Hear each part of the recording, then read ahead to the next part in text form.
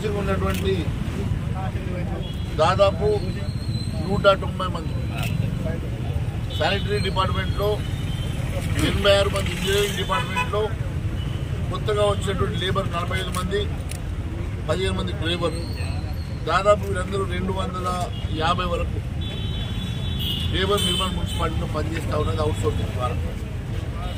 వీరిని రెగ్యులరైజ్ చేయకుండా కనీసం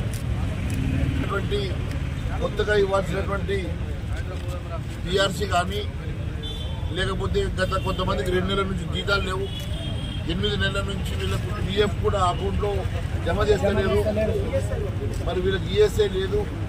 మరి అన్ని రకాలుగా ఈ లేబర్ని ఇబ్బంది పెడుతున్నటువంటి మరి మున్సిపల్లో నేను ఒకటే అడుగుతా ఉన్నాను, అవుట్ సోర్సింగ్ అన్ని రెగ్యులరైజ్ చేస్తామని ప్రభుత్వం చెప్పింది కదా, మరి కేవలం నెల రోజులే అయింది.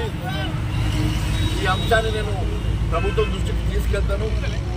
అదే మాదిరిగా వీళ్ళు ఇచ్చినటువంటి న్యాయమైనటువంటి డిమాండ్లన్నీ కూడా పరిష్కారం చేయాల్సిందిగా నేను ఈ ప్రభుత్వానికి కోరుతా ఉన్నాను. ఖచ్చితంగా ఈ అంశాన్ని నేను రేపు అసెంబ్లీలో కూడా మాట్లాడతాను.